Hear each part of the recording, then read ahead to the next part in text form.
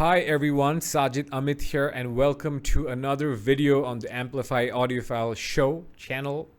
This discussion is going to be slightly different in that I'm not going to be talking about one headphone, but I'm going to talk about four. Starting with the Focal Utopia, Focal's top of the line headphone. I'll be then talking about the Focal Stellia, another fabulous top of the line flagship Focal headphone. Closed back, of course, which has had a tremendous staying power. A lot of people still swear by this closed back. I'll talk about the Focal Celestee, another closed back, magnificent looking, a headphone that I bought with my own money and until this day own this proudly. A headphone that I think falls under the radar for a lot of people because I think this is a super powerhouse for the price. And I'll talk about one of my favorite headphones of all time, which I consider a legend in the audiophile hobby, the Focal Clear OGs. So you might wonder why not the MG, because I like the OGs more than the MGs. The MGs are still available. When this came out, this was around $1,500, but now this can be had for like around $900 if I'm not mistaken. Go over to this website headphones.com and get yourself a Focal OG if you still haven't tried this, because I feel like it's a pretty safe blind buy. But wait, watch this review first so I can give you my sense of pros and cons of all these four headphones. But all said and done, this is a pretty famous headphone, and I do think this merits the tag of headphone legend in around the $1,500 price point. So much so that I'm going to put this on for the remainder of this review. All right. We're ready to go. Pros and cons. Pros. Looks. I think this looks fabulous. The Focal Utopia looks amazing. It's all black, which is sort of a color for all seasons, I think. A lot of guys like the color black, not to sound like a sexist. I feel like a lot of women do as well. I just love this design and this aesthetic. A lot of premium materials, pretty sturdy, not super light, but it's reasonably comfortable. And the clamp pressure I feel like is minimal, as you'd expect from an open back of this quality. However, in terms of build, the Utopia has had too many instances of driver failure. I've had one among the two Utopias that I've owned. I've had a friend who's had five driver failure events with the Utopia. She got it replaced every time because they do have like a 5-year warranty. By the way, they don't have a 5-year warranty anymore from all the dealers, because I've talked to a couple of dealers who were giving a 2-year warranty with the new Utopia. But you get a 5-year warranty from headphones.com. At least that was the warranty I got when I last bought mine from headphones.com. So just another shout out for that reason only. But anyway, so driver warranty aside, this is phenomenal. Tonality, I think, is widely appealing. However, on certain amps and DACs, this can sound a bit sharp in the treble, so that's worth keeping in mind. On some amps and DACs, like you'll notice that there's a sub-bass roll-off, because if you see the frequency response, but I do want to say that the frequency response is not the be-all, end-all, guys. You might think it's science, but it's just a measurement, and the measurement has limitations, and not every headphone sounds like it will graph. So, for instance, if you look at the Stellia, if you look at, let's say, the graph of clinical versus the graph of by HeadFi, you will see that the mid-range hump is at a different point for this. And there are other instances, of course. Like recently, I was looking at this IM S12, the Shure S12, and I saw very different graphs for it. So my point is, in terms of how it graphs, it will not show that it has a lot of sub-bass, but that's not to be taken all that seriously, because I've heard a decent amount of bass extension on certain amps and DACs. Punchy headphones, super dynamic, super fast, and super resolving. It's not very wide. That's worth keeping in mind. So that's another con here. It can sound very congested. It's a very headphone-like feeling, but it throws a deep stage to it. All Focal headphones do. So I feel like this is the benchmark of Focal headphones. I have preferred it to the Susvara on certain occasions, even the Abyss TC, but I honestly think the Susvara TC and Focal Utopia are equal level headphones. But then there are people who will opine that the Susvara and the TC, because they're $6,000 headphones, are better, because this is a $4,500 headphone. However, I just don't think one should go by price. I think it's up there in terms of its level, and it's a wonderful headphone, very resolving, slammy, punchy. Can sound thin if you EQ this to Harman. Again, I mean, I have a lot to say about Harman, which I'm not going to get into. But it's not as shouty in the upper mid-range as Harman, which is a great thing. But yeah, its treble can be sharp. Not sharp, it's more, I think the correct word is rough. So you do want a smooth amp with this. Some people like tube amps with the Utopia, and yeah, that works. I've even tried this with the Sony Taz amp, and it's smooth and it works really well. And on a lot of other AKM-based DAC amp combos, like the Q-Style CMA12, I thought this was pretty phenomenal. I can get into a whole range of gear recommendations for the Utopia, but I don't want to. But overall, worth keeping in mind that this is an in-your-face, up-front presentation. It's very punchy, very dynamic. The treble can be a bit rough on certain gears. Works really well with heavy metal, especially if you have a forgiving chain, resolving but very close in its sound stage. And of course, this has had many issues of driver failure. So that's the Utopia. Now, just a step below the Utopia, honestly, is the Focal Stellia. The Stellia is, of course, Focal's flagship, and many people suggest that this is like the closed-back version of the Utopia, which I beg to differ with. It is not the closed-back version of the Utopia, because just look at the frequency response. And although with the Stellia, I've seen very different frequency response in terms of how its mid-bass or upper bass is portrayed. On some frequency response graphs, one would think that the energy or the lift or the hump is around the mid-bass area. On other graphs, it looks like it's on the upper bass area. But the fact remains that from the upper to mid-bass, there is a hump. It's not, to my mind, a very tasteful hump. It works really well with EDM. But this sort of excessive mid-range, this mid-bass energy, I feel like it clouds the sub-bass. So the end result is that this becomes a very mid-bassy headphone. I like my headphones to have a sub-bass mid-bass balance, which this does not have. So in order to compensate for its lifted mid-bass, what Focal has done is tuned its upper mids up. So its upper mid-bass, upper mids don't sound shouty if you're listening to tracks where there's a good balance of mid-bass and upper mid-range. However, if a track does not have a lot of mid-bass and you're just left with the upper mid-range shout, it can be annoying, grating, etc.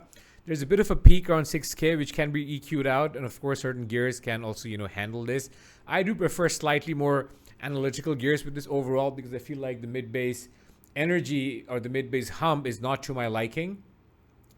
So I feel like with gears that are more oriented towards clarity and thinness will give this a slightly better presentation overall. However, I do want to say that because of its mid-bass energy, this sounds thicker, and some people might say more natural and all that. So take it, every sort of pro has a con when it comes to tuning, so that's worth keeping in mind.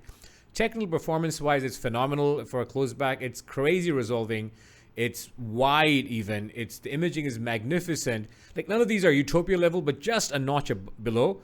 But it's very fast. It's noticeably faster than the Clears and the Celestee. It's just wonderful. It's not as dynamic as the Utopia or the Clears, I think. So this is not as dynamic, I think. It's fairly dynamic. All Focal headphones are dynamic, but not as dynamic as the Clear or the Utopia.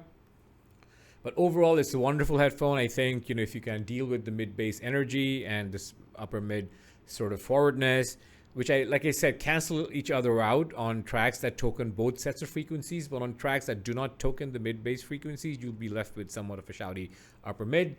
But again, you can sort of EQ that, or work with a gear system or a gear chain that can handle, or just sort of makes the upper mids more mellow, or just it adds more clarity and sort of mitigates for the upper mid-bass hump. So that's the Stellia, and it's fairly comfortable, looks wonderful, looks premium. This cognac sort of look that it has going on, and brown can be divisive, but then I know people who have bought the Stellia because of how great it looks to their eyes. Closed back, eye-catching, wonderful, and has had far fewer driver failure issues than the Focal Utopia. Moving on to the Focal Clears, which are again wonderful headphones, legends I keep calling them because they are. So I first of all was drawn to them for their aesthetics, because very few headphones have this silver and gray aesthetic. I loved it when I bought it, and I loved it for a long time until I sold it. So cons firstly, so in terms of its disadvantages or cons or negatives, I do feel like its treble can be a bit uneven and a bit rough, even rougher than the Utopia. And I feel like because it's tuned to be neutral to analytical, I feel like its vocals, especially if you have AB between Utopia and the Stellia and then the Focal Clears, I feel that the vocals can be thin sounding. On many tracks, I feel the lead guitars were thin sounding. However, contrary to what it graphs like, it does sound like it has a very good sub-bass mid-bass balance. It's not bloated in the mid, it's not overly done in the mid-bass like the Stellia, and I don't perceive the sub-bass roll-off here at all that I sometimes do on the Utopia. Of course, you can still add more bass extension. It's not the final word in bass extension, but it definitely has better bass extension, to my mind, more consistently than the Utopia does even. Some people call it the baby Utopia, saying it's 90% of Utopia, which I defer. I don't think it's 90% of Utopia at all. It doesn't have the layering, not even close to the Utopia. The Utopia imaging is so amazing that sometimes on the right gears, you get like life-sized images. I feel like images that are massive and clear and fleshed out and just amazing. You get a bit of that with the Clear, but not nearly Utopia level. It's very resolving though. It's almost as resolving as the Stellia, which I think is impressive for the Stellia, because the Stellia is a closed back. But nonetheless, it's very resolving, is almost as resolving as a Stellia, which, if you consider the fact that it can be had at $900, is just amazing. So resolving, closed-in soundstage, deep but not as deep, layered, pretty layered, and dynamic. It's so beautifully punchy and slammy. Drums sound phenomenal on this. People have complained that this has a metallic timbre, which I do think it does. But then again, a lot of instruments, or most instruments, are metallic, especially if you listen to modern music. So for modern music, this works really well. I feel like drums sound more real on this than on most headphones that I've tried. Far more real than I think on the Aria or the Sennheiser 800S. So its timbre is not a lost case. There are certain instruments for which the timbre here is phenomenal. Vocals, I think, are a bit iffy because sometimes vocals can sound a bit nasally on this. But overall, like I said, I'm nitpicking, guys. Honestly, this is a fairly neutral to analytical headphone with great stage layering and technical performance chops, and of course, punch and slam dynamics. Love this headphone. I've tried tracks when, a song goes from quiet to loud very quickly without turning the volume. And on those tracks, this can be breathtaking. I've had more breathtaking moments with the Focal Clears than I've had with the Celestee. However, the Celestee is a wonderful closed back. The first time I tried the Celestee, I was A-Bing intensely with the Stellia because I was trying to decide which one to get. However, I decided at that point to get the Stellia because the Stellia was more resolving, but not by much. The Stellia had a more coherent soundstage. This was a little more 3-blobish, more left channel, right channel, and center image. And like I said, resolution. But overall, the reason why I still went ahead and bought this, even though I sold the Stellia, is because over time, I have learned to value tonality more. And this, if you've seen my previous review, is by far the best tuned Focal headphone. Because starting with bass, if you look at the bass on the Focal Celestee, it doesn't sound like there's a mid-bass hump or a sub-bass lift or any of that sort. It's just a very well done bass. Sub-bass to mid-bass is well balanced, which I love, which gives bass instruments a thickness, a depth, and a realism that's just lovely. On top of that, it has the Focal dynamics, which is just amazing. So drums sound amazing. The bass guitar sounds amazing. Anything that tokens bass frequencies is just phenomenal on the Celestee. Mid-range is beautiful because it's not laid back, it's not forward like the Stellia, it's just well done.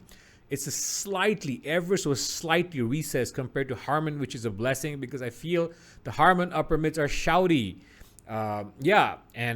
Finally, in terms of its treble, it's more polite than on the Clear, than on the Stellia because it doesn't have the 6K peak, and it's less rough, or rather it's smoother than on the Utopia. So overall, I would say this is a warm to neutral sounding headphone. Lovely dynamics, lovely punch and slam. It can sound a tad bright when it's fresh off the box, fresh out of the box, but then once it's broken, it sounds amazing.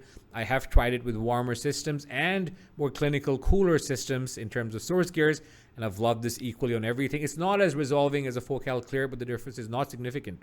Overall, guys, the Focal Celestee is the best tuned Focal headphone, like I've said in a previous discussion, and it's definitely worth having, and I don't think it's gotten its fair share of praise. So that's it, guys. That's it from me. I hope this was interesting and useful.